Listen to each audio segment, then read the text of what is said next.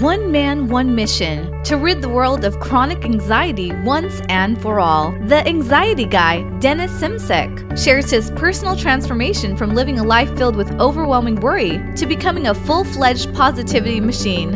A leading authority in generalized anxiety, Dennis gets to the truth of your mental health challenges and sets you on a path to transforming each and every area of your life. Here he is, the one and only, the Anxiety Guy. Welcome to the Anxiety Guy podcast, episode number 30. I'm Dennis Simsek. I'll be your host today. Thanks for joining us. Make sure to subscribe to this podcast for all the updates on all the episodes. And if you're watching this on YouTube, make sure to subscribe to the YouTube channel under the Anxiety Guy. You guys asked for it, so I gave it to you. The one-on-one coaching sessions through Skype can now be accessed, are available through www.anxietyexit.com under the coaching menu. So if you're looking to transform your life, if you're looking for a good mentor, if you're looking for some kind of guidance, guys, go to anxietyexit.com and you can begin working with me one-on-one starting today. And today's episode is one that is very inspiring to myself. I took a lot of time to think about, what can I give the listeners out there? What kind of value can I provide to you guys out there? You've made us number one on iTunes. Everything's going fantastic. And we just want to build on that week to week and give you certain messages that you can take into your life and apply into your life easily. We're not about making it very complicated. We're not about using fancy terms and confusing you out there.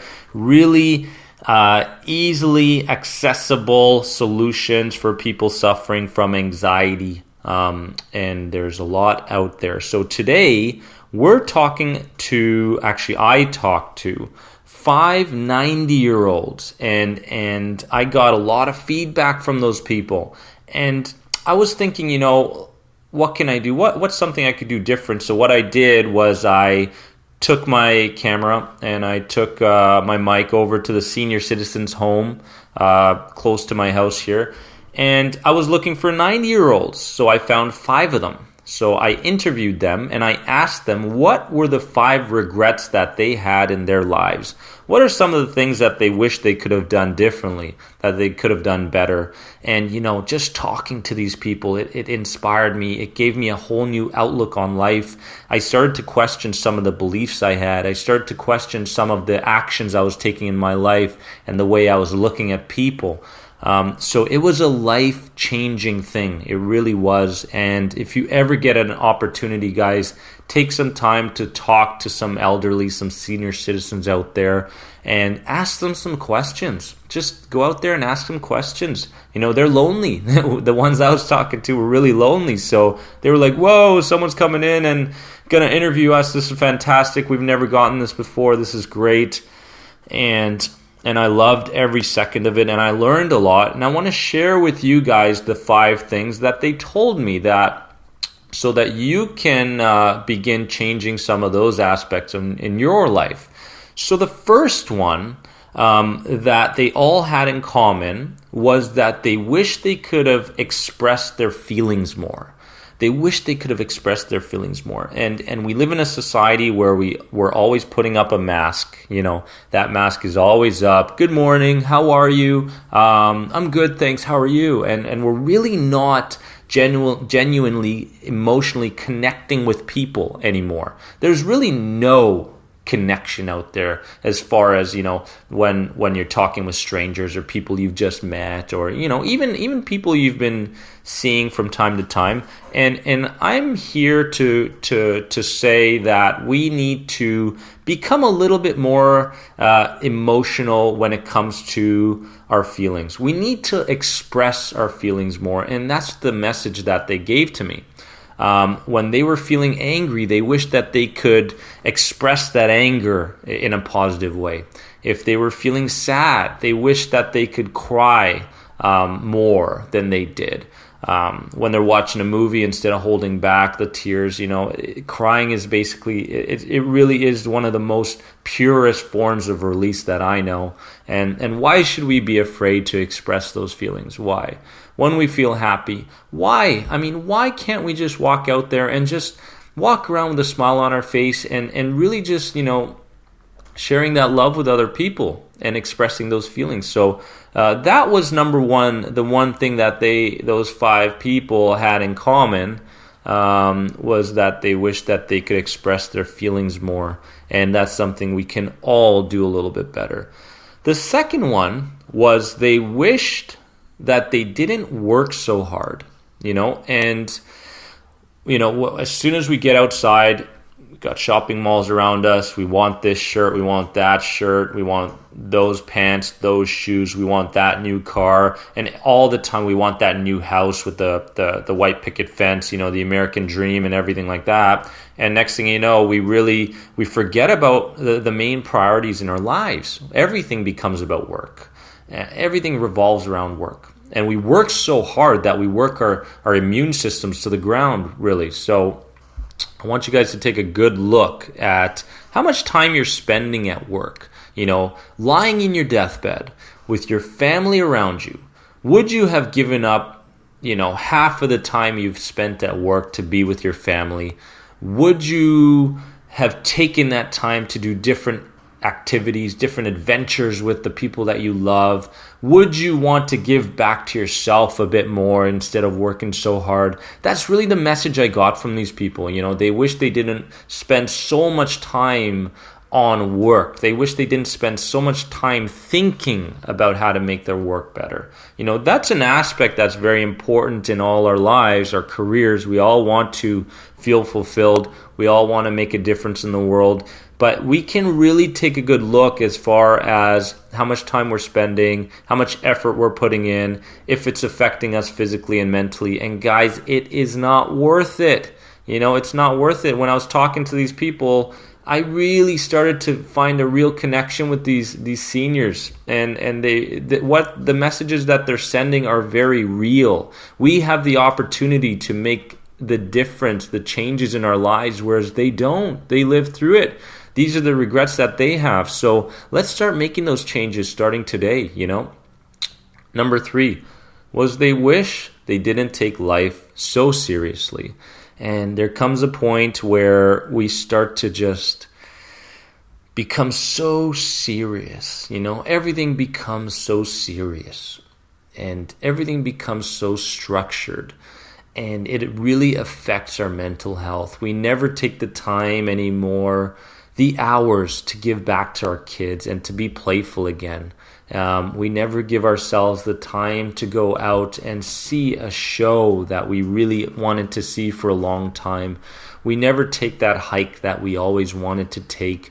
We never take our families over to go skiing or whatever it may be. We take life so seriously.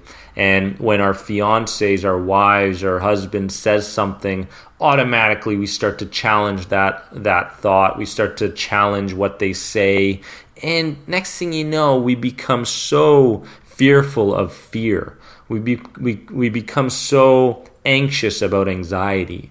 We become so depressed over the idea of feeling depressed. And we take life so seriously when it could be so easy to just, break the chains of constantly feeling like you need to do. We've become such human doers and not human beings, And that's something that really spoke to me deeply when I was talking to these people, that they wish they could just let go, let go. When someone criticizes you and or gives you some kind of positive feedback, instead of really recognizing yourself as someone that always needs to be be given this kind of feedback. You hold yourself at such an image every single day, and I do that myself from time to time as well.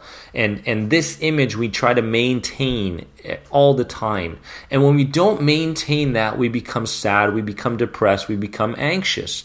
And one of the things that takes away from that image is criticism. When someone criticizes us, when someone says something that is not in line with one of our beliefs, we tend to start to think negatively about that person, about that situation, about that thing. And next thing you know, life again becomes serious, too serious. And these people can't change it, but we can. We can start to, put the brakes on a little bit and go, I'm just going to take this day to enjoy my surroundings. I'm going to take this day to enjoy my family fully. I'm going to take this day to enjoy nature a little bit and to stop, just to stop. Number 4, never question themselves. So that comes down to intuition again. That comes down to the heart. That comes down to that gut feeling that you have, And a lot of times we don't follow that feeling. And they told me that when they wanted to take a trip, for example, and they really wanted that, and they planned it out, and something got in the way of it, whether it was some kind of belief as far as, do we have enough money, for example, and financially, are we going to be okay if we take this trip and such?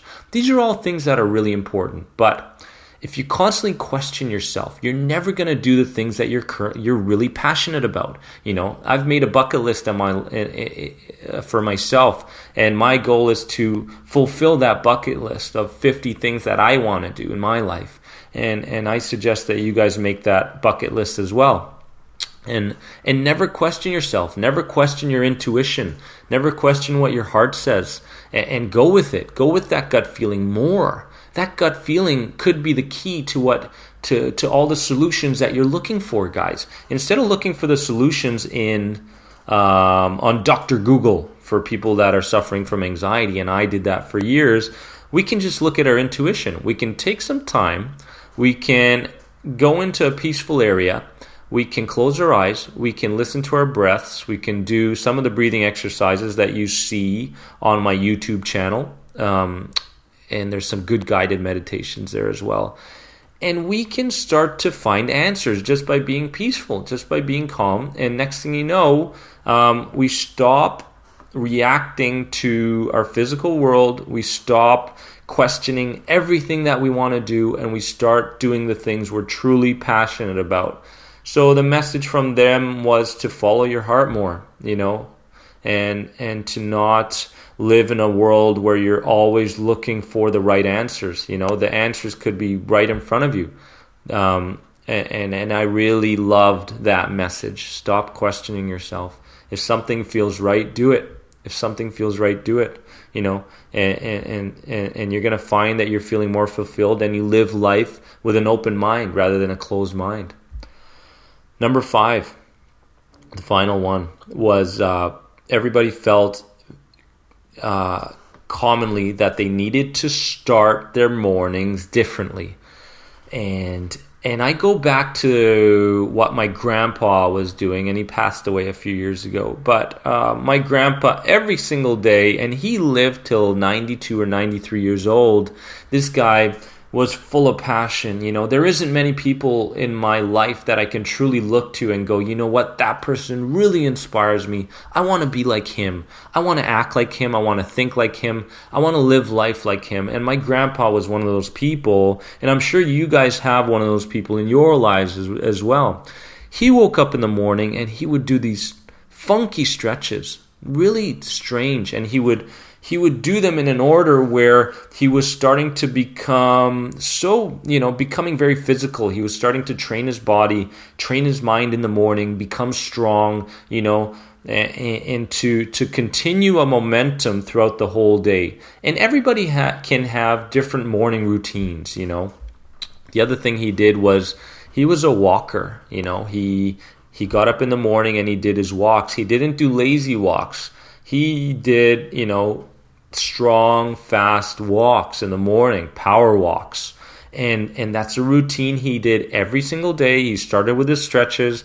He did his morning walks. He took 30 minutes every single morning for himself instead of going to our phones, going to our TVs, going to our newspapers, checking our emails, and doing those things. There is a solution to that. Wake up earlier.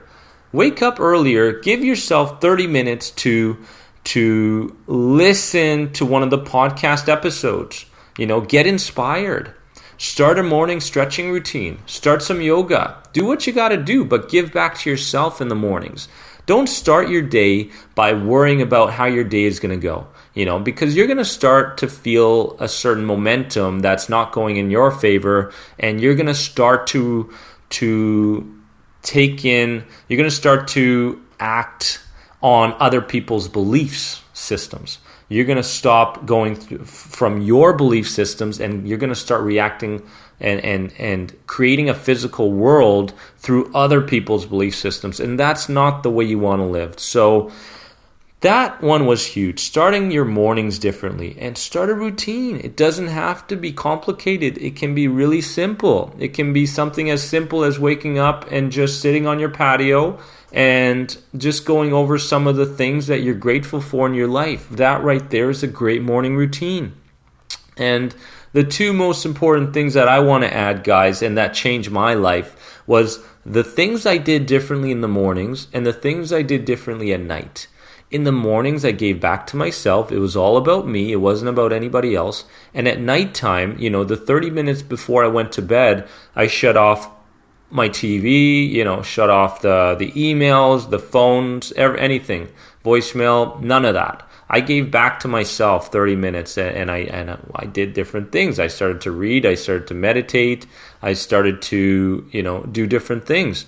And that changed my life. What you did in the morning and what you do at nighttime will truly change your life, okay? So, guys, take some of these suggestions that these senior citizens, these 90-year-olds have, and don't live a life filled with regret. The one thing I don't want you guys to have is regret when you get to an older age, and when you start to become a senior and go, you know what, I wish I could have just gone on that trip. I wish I would have connected with that person. I wish I would have just followed my passion and became more creative. I wish I would have followed a career that really brought out my creative side.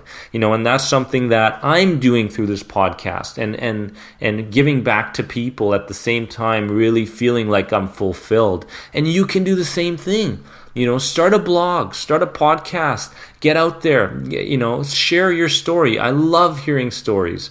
And if you go to anxietyexit.com and start the coaching sessions with me, we can start a personalized coaching, personalized roadmap for you, specifically for you, and you can start to begin changing your life starting today. So take some of the suggestions that these seniors have. Don't make the same mistakes that they did, guys. And that is going to conclude episode number 30. I hope I've inspired a few people out there. Make sure to like the Facebook page, and you're going to get lots of inspiration and updates through that page. I'll see everybody really soon. Have a wonderful day. Have an inspired day. See you soon.